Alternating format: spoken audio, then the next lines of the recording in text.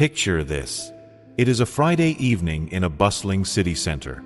A man, let's call him David, 34 years old, holding down a steady job, dressed well enough, is sitting at a bar with a half-empty glass in front of him. Across the room, he spots a woman. She is exactly his type. She is laughing with a friend, she looks radiant, and for a split second, that old primal instinct kicks in. His posture straightens. His brain begins to map out the approach. Wait for a lull in the conversation, walk over, smile, introduce himself, maybe offer to buy a round. It is the script he has seen in movies and heard from his uncles his entire life. It is the script of the chase. But then, something shifts. It happens in the blink of an eye, almost invisible to anyone watching. David sighs, checks his watch, and looks back down at his phone. He does not stand up. He does not walk over.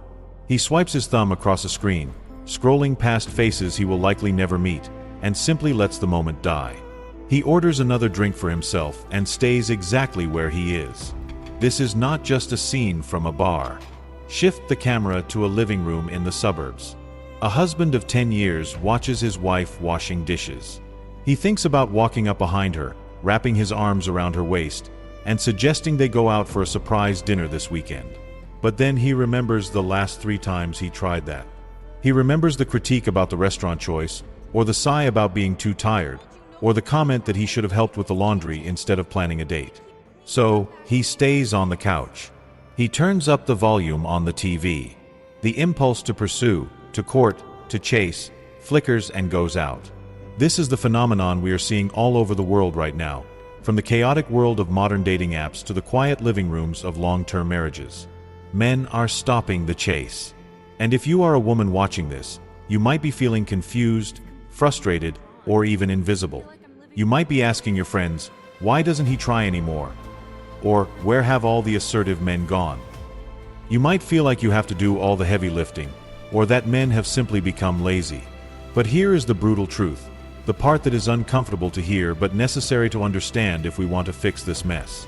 Men are not stopping the chase because they have lost their desire for women. They are not stopping because they are broken or because they do not want love. Many men are stopping the chase because they have quietly, internally, run a cost-benefit analysis, and the results are devastating. They have decided that the price of admission to the modern relationship market, or the price of keeping the peace in a marriage, is simply too high for the return they are getting. They aren't retreating out of laziness. They are retreating out of self-preservation. They feel they are playing a game where the rules change constantly, and the only guaranteed prize for participating is exhaustion. And until we understand the silence behind that decision, the distance between the sexes is only going to get wider. We need to give a name to this dynamic because it is happening so frequently that it has almost become a new cultural standard. We can call it the safety retreat, or perhaps more accurately, the rejection fatigue loop. It is a psychological state where the desire for connection is overpowered by the fear of getting it wrong. For a long time, the cultural narrative has been that men are the hunters, the ones with the thick skin, the ones who are supposed to enjoy the thrill of the chase. But psychology tells us that human beings, regardless of gender, will eventually stop performing a behavior if the outcome is consistently painful or confusing. This is simple behavioral conditioning. If you touch a stove and it burns you, you stop touching the stove. If a man extends himself emotionally or socially and gets met with indifference, sharp criticism, or a reaction that makes him feel like a predator, he learns to keep his hands to himself. In the dating world, this loop looks like a minefield of mixed signals. A lot of men today feel like they are trying to navigate a complex social labyrinth without a map. They are told to be assertive but not aggressive, to be persistent but not creepy, to take the lead but not be controlling. The lines have become so blurred that for many decent, well-meaning men, the risk of being labeled toxic or intrusive simply for walking up to a stranger feels incredibly high. They aren't just afraid of hearing the word no. They can handle a no. They are afraid of the shame that comes with being perceived as a nuisance. So, instead of risking that humiliation, they choose the safety of silence. They retreat into passivity because passivity feels safe. It is a defense mechanism, pure and simple. In long-term relationships and marriages, the pattern is different, but the root cause is the same. The chase isn't about getting a date. It is about courtship, romance, and initiating intimacy. The loop usually starts subtly. A husband tries to plan something. Maybe he buys a gift or initiates sex, and the response he gets is lukewarm or critical. Maybe she says, "Why did you buy these flowers? You know we're trying to save money." Or, "Not now, I have a million things to do." He hears rejection. He hears, "Your effort is a burden, not a gift." After this happens 5, 10, or 50 times, a switch flips in his brain. He adopts a mindset of learned helplessness. He thinks, "If I do nothing, I might get yelled at for being lazy. But if I try and fail, I get yelled at for being incompetent. So I will choose the path that requires less energy." We have to be very clear here. This is not just about men having fragile egos. That is a lazy explanation. This is about a fundamental human need for competence. Men, in particular, are often socialized to value themselves based on their utility and their success rate. If a man feels like he cannot win, if he feels that no matter how he approaches the chase, he is destined to fail or be criticized, he will check out of the game entirely. However, recognizing this pain doesn't mean we ignore the fallout. This retreat has consequences. When men stop chasing, women don't just feel relieved of the pressure. They often feel unloved, undesirable, and burdened. A woman in a marriage where the husband has stopped chasing her doesn't feel safe. She feels like she is living with a roommate who has mentally checked out. She feels the weight of having to drive the emotional life of the relationship all by herself. This creates a vacuum of leadership and passion in the relationship, and resentment rushes in to fill that space. The man pulls back to protect himself from criticism, and the woman criticizes him because he has pulled back. It is a self-sustaining cycle of misery, and nobody wins. We also have to acknowledge that this isn't always happening in a vacuum. It is often fueled by childhood patterns. A man who grew up with a critical mother or a volatile household may have learned very early on that flying under the radar is the only way to survive. He learned that making his presence known, expressing his wants, his desires, his drive, only attracted trouble. So, as an adult, when his wife asks for more passion or his girlfriend asks for more initiative, his inner child panics. His nervous system screams, "Stay small. Stay quiet. If you try, you will only make a mess." So he freezes. He stops the chase not because he doesn't want the woman, but because he doesn't trust himself to handle the consequences of pursuing her. Let's step directly into the shoes of the average man today. If we could place a microphone inside the mind of the husband sitting silently in his car, or the boyfriend who seems to have lost his spark, what would we actually hear? It is rarely the sound of indifference. It is usually the sound of a chaotic, exhausting internal calculation. To understand why men stop chasing, you have to understand one fundamental pillar of male psychology: the deep, biological, and social need to feel competent. For a man, being useful, being capable, and getting things right isn't just a nice bonus. It is often the core of his self-worth. When a man chases, whether he is approaching a woman at a party or planning an anniversary weekend for his wife, he is putting his competence on the line. He is saying, "I have a plan, I have a desire, and I am taking a risk to make it happen." In the past, the chase was difficult, sure, but the rules were relatively clear. Today, for many men, the chase feels less like a romantic adventure and more like a performance review where the criteria for passing are hidden and constantly changing. In the world of dating, many men feel paralyzed by the fear of being perceived as a threat. We are living in a time of necessary correction regarding boundaries, which is a good thing. However, the side effect for the well-intentioned man is a paralyzing anxiety. He thinks, "If I approach her and she's not interested, am I just annoying her? Am I being creepy? Am I ruining her night?" He is terrified of being that guy, the one who doesn't take a hint, the one who invades space. The social penalty for making a woman uncomfortable today is huge. So, he runs a risk assessment. The reward, a potential date. The risk, being labeled a predator or a nuisance, or simply facing a harsh, public rejection. For many, the math just doesn't add up. It is safer to stay in the lane of friendship, or to hide behind a screen where the rejection is digital and stingless. But let's look closer at the men in long-term relationships, because this is where the silence is loudest. Why does a husband who used to drive 3 hours just to see you for 20 minutes now struggle to get off the couch to plan a date night? Deep down, many of these men feel like they have been demoted from lover to employee. Imagine a scenario. A husband decides to clean the kitchen to surprise his wife. He feels good about it. He is chasing her favor, trying to be a partner. She walks in, sees the clean counters, but immediately notices he put the non-stick pan in the dishwasher.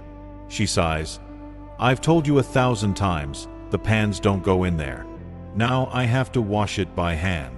In her mind, she is just correcting a mistake. But in his emotional world, the entire effort has just been voided. He didn't hear, "Please wash the pan differently." He heard, "You are incompetent. You can't even do a simple favor without messing it up. You are more work than help." When this happens repeatedly, with the way he drives, the way he dresses the kids, the restaurant he picked for dinner, he begins to feel that there is no way to win. If he takes the lead, he gets critiqued. If he tries to chase her by planning things, he risks getting it wrong and dealing with her disappointment. And for a man who loves his wife, seeing her disappointed in him is physically painful. It triggers a deep sense of shame. So, to avoid that shame, he stops trying to lead. He stops taking risks.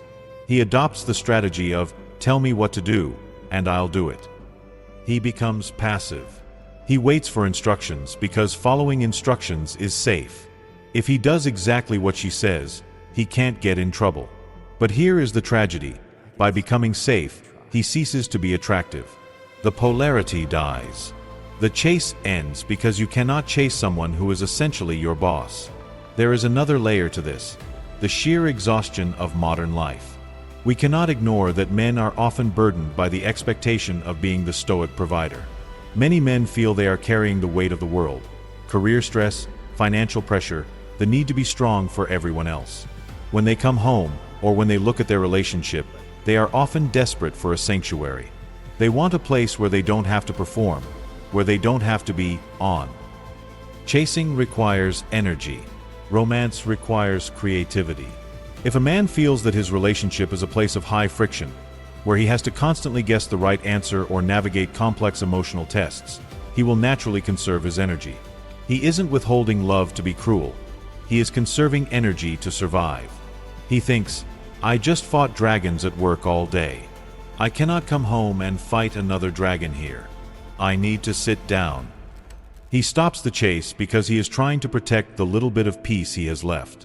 He tells himself that his wife or girlfriend is better off if he just stays out of the way. He convinces himself that his passivity is actually a form of kindness. He is keeping the peace. He doesn't realize that to her, his peace looks like abandonment. He doesn't say, "I am terrified of failing you." He just says, "I'm tired," or "Whatever you want to do is fine with me." He retreats into his cave, not because he doesn't love the woman outside, but because inside the cave, nobody is telling him he's doing it wrong. Now, I want to speak directly to the women watching this. If you are sitting there nodding your head, feeling that familiar ache in your chest because the man you love has become a ghost in his own relationship, this part is for you. I am going to act as your interpreter.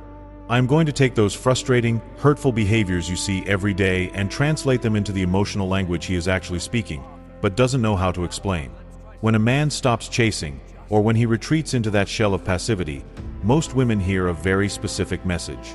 You hear, "I don't care about you anymore." You hear, "You are not worth the effort." You hear, "I am lazy and I take you for granted."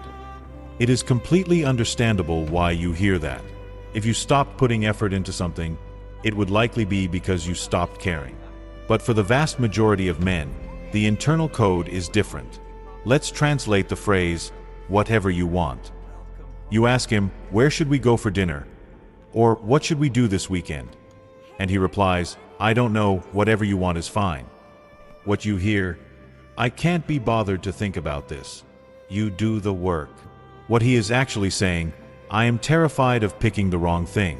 The last time I picked a place, it was too loud or the food was bad, and I felt your disappointment like a physical blow. I value your happiness more than my preference, so I am handing you the steering wheel to ensure you have a good time. I am not being lazy. I am yielding to avoid conflict. He thinks he is being a good guy by letting you choose. He doesn't realize that you don't want the power. You want the partner. Let's translate the silence. You're trying to talk about the relationship. Maybe you're getting emotional or raising your voice because you feel unheard, and he just shuts down. He stares at the floor. He gives one-word answers. What you hear, he is stonewalling me. He is cold. He doesn't feel anything.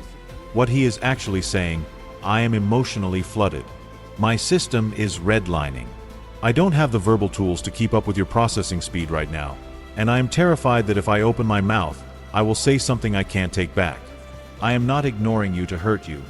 I am freezing to protect the relationship from my own anger or inadequacy. Psychologically, many men experience emotional conflict as a physical threat. Their heart rate spikes, their adrenaline surges. The silence is a primitive defense mechanism. It is playing dead until the bear goes away. Let's translate the lack of romance. He hasn't complimented you in months. He hasn't tried to initiate a date. What you hear, he doesn't find me attractive. He's bored of me. What he is actually saying, I don't feel like I have any credit in the bank. I feel like I am constantly in a deficit with you, always apologizing, always fixing a mistake, always behind on chores. Romance feels like a luxury for a man who is winning, and right now, I feel like I'm losing. I don't feel like a lover. I feel like a disappointment. And it is very hard to be romantic when you feel like a disappointment. Men chase when they feel confident. Men court when they feel they have something of value to offer. If he feels that his offering, his presence, his choices, his efforts, is constantly found lacking, he will stop offering it. He isn't withholding love. He is withholding himself to avoid the pain of rejection. Let's translate the fixing versus listening. You come home venting about a problem at work. You just want to be held. He immediately starts giving you solutions. Well, why don't you just email your boss? Why don't you quit? You get annoyed because you just want empathy. He gets annoyed because you won't take his advice. What you hear, he is dismissive. He wants me to shut up. What he is actually saying, I hate seeing you in pain. It physically hurts me to see you stressed. I want to be useful to you. I want to be your hero. The only way I know how to protect you is to fix the problem. If I can't fix it, I feel useless. Please let me fix it so I can feel like I am taking care of you. This is the classic tragedy. He is offering his version of love, protection, and solutions, and you are experiencing it as a lack of love, dismissal. And finally, let's translate the retreat to the garage/video games/phone. He comes home and immediately zones out on a screen or disappears into a hobby. What you hear, he prefers that game to me. He is escaping his family. What he is actually saying, I have been on all day. I have been performing for my boss, for society, for the bills. I am empty. I need a transition zone. I need a place where the stakes are zero, where nobody needs anything from me, where I can just exist without being judged. I am not recharging away from you. I am recharging for you. If I don't take this hour, I will be irritable and snappy. This is my oxygen mask. Is this fair to you? Not always. Is it frustrating? Absolutely. But it is not malicious. The man who has stopped chasing is usually not a man who has stopped loving. He is a man who has run out of the specific type of fuel required to chase. Confidence, safety, and the belief that he can succeed. He is waiting for a signal that it is safe to come out. He is waiting to know that if he tries to run towards you, he won't trip over a wire and get criticized for the way he runs.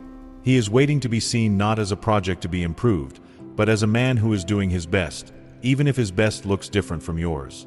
We have talked about the pain, and we have translated the silence. But now, we have to put the nice talk aside for a moment and look at the harsh reality. Empathy is necessary for healing, but it does not change behavior. If we want to actually restart the engine of this relationship, we have to look under the hood at the things nobody wants to admit. We have to look at the uncomfortable truths that are keeping this standoff alive. Here is the first harsh truth. and this one is specifically for the men. You might tell yourself that by stepping back, by saying whatever you want, and by avoiding conflict, you are being a good guy.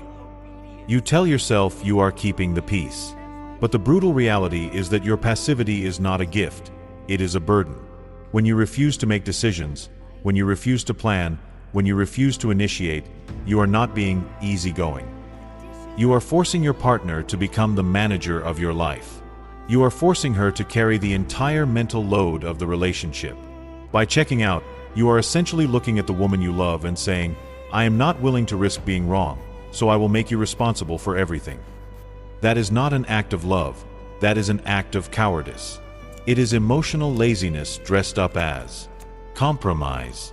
You cannot expect a woman to feel desire for you if she feels like she has to drag you through life. Attraction requires polarity.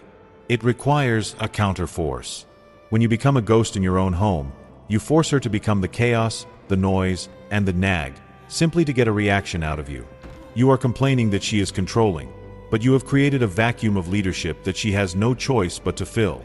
If you vacate the driver's seat, you cannot get angry when she grabs the wheel. Now, for the women, here is your harsh truth. You say you want a man who takes the lead. You say you want him to plan dates, to make decisions, to chase you like he used to. But in many relationships, you have systematically punished him every time he tried to do exactly that. You cannot ask for a gladiator and then treat him like a toddler. You cannot ask him to be the man of the house and then correct him on how he slices the onions, how he dresses the kids, or which route he drives to the store. There is a mechanism called gatekeeping that happens in so many homes. It is when you want help, but you only want it done your way. If he tries to romance you and buys the wrong chocolate, and your reaction is a sigh of disappointment rather than appreciation for the gesture, you are training him to stop trying. You are teaching him that the cost of entry is perfection. The harsh truth is that many women are addicted to being right more than they are committed to being happy. You have to ask yourself, do I want a partner who does everything perfectly according to my spreadsheet, or do I want a partner who feels safe enough to take risks and love me wildly? You cannot have both. If you micromanage his efforts, you kill his instinct to chase. You turn a lover into an employee who is just trying not to get fired. And finally, the harsh truth for both of you. You are stuck in a standoff that is killing your love. It is the "I'll change when you change" trap. The man says, I'll start chasing her again when she stops criticizing me and starts appreciating me.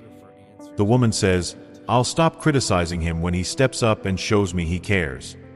You are both waiting for the other person to blink first. You are treating your relationship like a transaction in a marketplace. I won't pay until I see the goods. But love is not a marketplace. This scorekeeping is a poison. Every day you spend waiting for the other person to fix it is a day you are actively practicing divorce. You are practicing separation. You are digging a trench between you that will eventually become too wide to jump across. The reality is that this cycle doesn't break by accident. It breaks because one person decides to be the bigger person. One person decides to drop the weapon. One person decides to act as if the other person is already the partner they want them to be. Men, you have to risk leading even if you might fail. Women, you have to risk trusting even if he might stumble.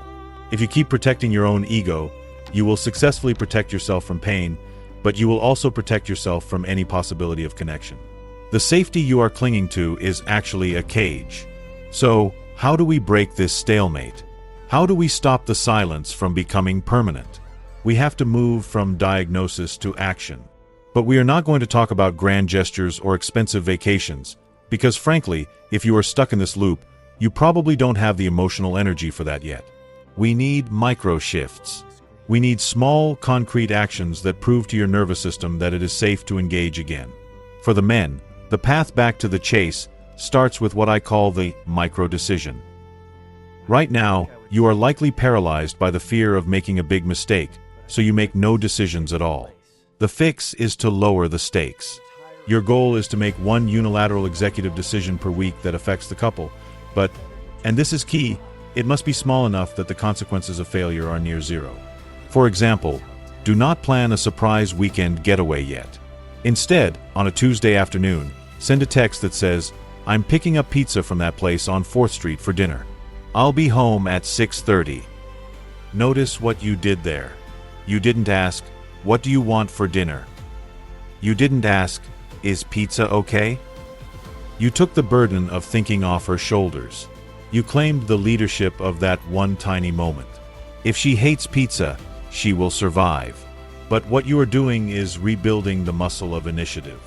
You are signaling to her, I am present and I am handling this. Most of the time, she won't care about the pizza. She will be relieved that for once, she didn't have to be the project manager of dinner. Start with 1 decision a week, then move to 2. Reclaim your competence in the smallest rooms of your life first. For the women, your shift is perhaps the hardest one, but it is the most transformative. It is called the appreciation landing strip. If you want him to chase, you have to make sure he doesn't crash land when he arrives. You have to commit to a period, let's say 2 weeks, where you prioritize his effort over the result. If he brings home the wrong brand of milk, or if he plans a date at a restaurant that isn't your favorite, you have to bite your tongue regarding the mistake and vocalize the appreciation for the act. You might say, thank you for handling the groceries, I really appreciate the help, and leave it at that. Do not add the, but next time get the blue cap. Just stop at the period. Why? Because right now, his engine is broken. He needs fuel. Appreciation is the fuel that restarts the engine. Correction is the water that floods it. Once he is back in the habit of leading and chasing, you can refine the details. But you cannot steer a car that isn't moving. You have to let him feel like a winner for trying, even if the execution was a C+. If he feels like a winner, he will try again, and he will get better. If he feels like a loser, he will quit. There is also a shared ritual that can save many evenings from turning into silent wars, the transition buffer. One of the biggest reasons men shut down is that they walk through the front door and are immediately hit with questions, logistics, and demands before they have shifted out of work mode. This triggers their defense mechanisms. Agree on a new rule. When he comes home, or when you both finish work, there is a 20-minute no-fly zone. In these 20 minutes, there is no talk of bills, schedules, or problems. He gets to go change his clothes, shower, or sit in silence. She gets to finish what she is doing. Then, after 20 minutes, you come together. This simple pause allows his cortisol levels to drop so that when he finally speaks to you, he is speaking from a place of presence, not stress. It gives him the bandwidth to actually ask, "How was your day?" and mean it, rather than just waiting for the noise to stop. Finally, you need to separate the business of life from the romance of life. In long-term relationships, every date night eventually turns into a meeting about the mortgage or the kids' school schedule. This kills the chase instantly. You cannot be lovers while you are reviewing bank statements. Create a specific time, perhaps Sunday morning over coffee, called the admin meeting. Discuss all the boring, stressful, logistical stuff then. Get it all out. Then, make a pact that on Friday night, or whenever you have your time together, those topics are banned. If one of you brings up the leaky roof, the other has permission to say, admin meeting topic. This clears the mental space for the man to be a man and the woman to be a woman, rather than two exhausted business partners trying to keep a company afloat. You need to create a sanctuary where the only job is to enjoy each other's company. We have covered a lot of heavy ground today, and I know that for some of you, this might have been an uncomfortable watch. It is never easy to look in the mirror and realize that the way we have been trying to protect ourselves is actually the very thing that is hurting our relationship. It is not easy to admit that our silence has been loud, or that our help has been controlling. But as we close this chapter, I want to leave you with one final, essential thought. None of us were handed a manual for this. We go to school for years to learn how to do algebra or how to write code, but most of us are thrown into the deep end of love with absolutely no training. We are navigating the most complex emotional terrain of our lives using only the map we inherited from our parents. A map that is often outdated, torn, or missing the most important roads. When you look across the dinner table at your partner tonight, at the husband who won't look up from his phone, or the wife who seems impossible to please, try to see them not as your enemy, but as a fellow traveler who is just as lost as you are. Most of us are just wounded children trying to love from inside adult bodies. The man who stops chasing isn't usually a cold-hearted villain. He is often just a boy who learned that it is safer to hide than to try and fail. The woman who criticizes isn't a tyrant. She is often just a girl who learned that if she doesn't control everything, she won't be safe. Understanding this doesn't excuse bad behavior, and it certainly doesn't mean you should stay in a relationship that is abusive, toxic, or fundamentally broken. If you are with someone who uses your vulnerability against you, the most courageous thing you can do is walk away. But for the vast majority of couples who are just stuck, who are just tired, and who are just missing each other in the dark, there is so much hope. The distance between you is not a sign that love is dead. It is a sign that the old way of communicating has expired. It is a sign that it is time to learn a new language. It requires courage to be the first one to drop your shield. It requires bravery to say, "I am scared of failing you," instead of "leave me alone." It requires strength to say, "I appreciate you," instead of "why didn't you do it right?" The chase doesn't have to end just because the relationship got serious. The chase changes form. It evolves from the thrill of the unknown into the deeper, quieter pursuit of truly knowing the person standing right in front of you. It is the decision to wake up every day and choose them again, even when it is hard, even when the house is messy, and even when you are tired. If you heard yourself in this story today, maybe this is your invitation. Maybe it is time to stop fighting alone, stop keeping score, and start speaking honestly, even if your voice shakes. Because the only thing more painful than the risk of speaking up is the silence of two people slowly drifting apart.